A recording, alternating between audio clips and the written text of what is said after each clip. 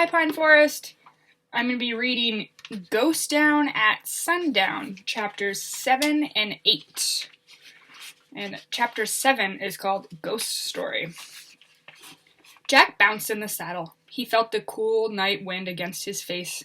He couldn't tell where they were going, but he trusted Dusty to follow the others. Finally, Dusty caught up with the herd as they began to slow down. Jack snapped his reins, and Dusty came up beside Slim and Annie. "Howdy," said Slim. "Howdy," said Jack. "Howdy," said Annie. "Are you okay?" Jack pushed his glasses into place. "Yup," he said. "You?" "Yup," she said. "That was some good riding, Shorty," said Slim. "Thanks," said Jack, smiling. He even liked being called Shorty now.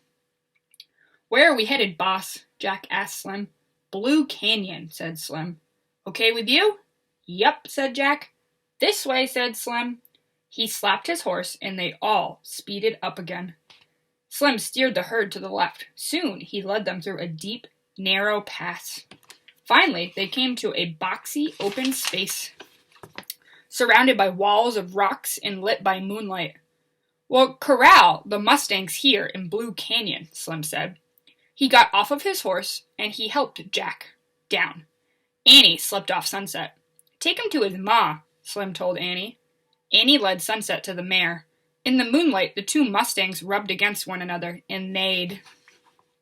As Jack patted Dusty's damp neck, he remembered the last two rules: praise and reward. "Thanks," he said. He whispered to Dusty, "You were great. You were super great." Slim unsaddled Dusty. They handed Jack his saddlebags. "Take those over to the grassy spot. We'll camp there," he said. As Jack carried the saddlebags, his boot felt stiff and tight. His legs were sore and wobbly, but he didn't mind. He threw down the saddlebags in his backpack, and then he flopped himself down. He was very tired. Annie joined him. They were so happy to be free and together again, she said, grazing at the moonlit Mustangs. "Yup," said Jack. He lay back using his backpack as a pillow, and he looked up at the stars. "If we just had the answer to the riddle, everything would be perfect," he said. "Yup," said Annie. "Hey, Slim," he called. "I have a question for you." "Shoot," said Slim. "Do you know the answer to this riddle?" Jack asked. "Out of the blue, my lonely voice calls to you. Who am I? Am I?" Slim was silent for a moment, and then said, "Sorry there, Shorty, don't know that one." Jack's heart sank. "That's okay," he said. "We don't either." "I have a question, too," said Annie. "Why does the piano in the hotel play by itself?" "I do know the answer to that one," said Slim. And there's Jack and Annie, and the Mustangs are over here, and Mr. Slim playing his harmonica. "What is it?" said Annie. "It's Lonesome Luke," said Slim. "He's a ghost of a cowboy who's wandered the prairie." Jack sat straight up. I saw him, he said. "I just remembered. He scared the rustlers. If he hadn't come, I would have never gotten away." "Oh yeah?" Slim chuckled. "Well, lucky for us, Lonesome Luke sometimes likes to help folks out." Slim threw his saddle down next to Jack and Annie and sat against it. "Years ago, Lonesome Luke had a gal who he was just crazy about," said Slim.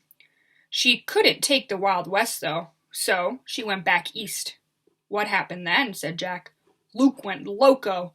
Every night he'd show up to the hotel and play the piano. He played Red River Valley over and over and over.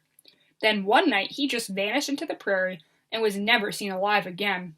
His bones were found a year later, but folks say his ghost returned to the hotel piano to play Red River Valley. It goes like this." Slim took out a harmonica and he began to play the song. It was the same sad song Jack and Annie had heard back in the hotel. Jack laid back down and listened to the lonesome tune. A coyote howled in the distance and the horses stirred in the dark. "I better take some notes," thought Jack, but he didn't want to write a word before he fell asleep. He didn't even want to take his boots off. Chapter 8 is called Who Am I? A fly buzzed by Jack's ear. He slapped it away. He opened his eyes. The sun was high above the canyon walls, and he had slept a long time. Slim and Annie were sitting by a fire, drinking from tin cups. Coffee? Biscuit? Annie asked Jack. Where did you get them? Said Jack. A cowboy always carries his biscuits in a canteen of coffee, said Slim. Oh, there's a picture I forgot to show you. There's Slim and Jack and Annie at their campsite. There's their little fire with all their smoke going up.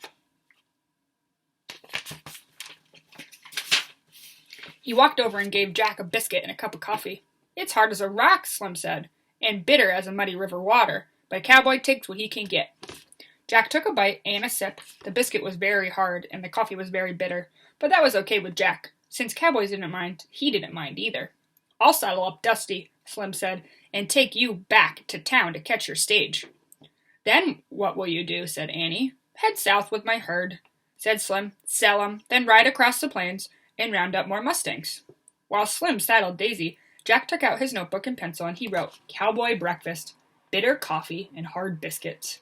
Hey, Shorty, called Slim. What are you doing? Take a note, said Jack. For what? He likes to write things down, said Annie. Oh, yeah, said Slim. Me too. In fact, I came out west to write a book. But one thing led to another. The next thing I know, I'm a Mustang herder. Slim, you should write your book, said Annie, and let your Mustangs go free. Think so, said Slim. He looked at the gazing wild horse. I know so, said Annie. Yup, said Jack. Your book should be about the Wild West, Slim. Slim kept staring at his herd. Maybe you're right, he said. I could settle in La Mary and write there. Wouldn't have to chase after rustlers anymore. Slim turned back to Jack and Annie. Yup, I think I'll be a writer. Let's go, before I change my mind, he said. Yay, said Annie. I'll go tell them. She jumped up and ran to the Mustangs.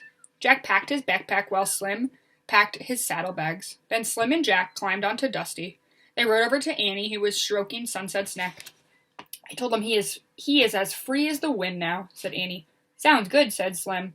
Give me your hand, Smiley. Slim pulled Annie onto Dusty. She sat in front of Jack. Slim snapped his reins and Dusty started off. The sun was hot as Dusty climbed out of the canyon. When they reached the top, they peered down the canyon floor. The Mustang pranced playfully, their coats shining in the hazy light. They'll find their way out soon, Slim said, then cut across the prairie. Yell goodbye to your pal Smiley. Stay with your mother, Sunset, shouted Annie. Goodbye. Out of the blue, a voice called, Bye. Annie gasped. Who was that, she said. The ghost? Nope, said Jack. It was just an echo. It's caused by sound bouncing off the canyon walls. Slim cupped his hands around his mouth. Who am I? He shouted. Am I? Came the distant voice. Oh, man, Jack said softly. That's the answer to Morgan's riddle. Echo, she and Jack said together. Jack looked at Slim. Who knew the answer last night? You knew the answer last night, he said. Slim just smiled and snapped his reins. Let's go, partners, he said. The next chapter is called Lonesome Luke. Thanks for reading Jack and Annie with me. Bye, Pine Forest.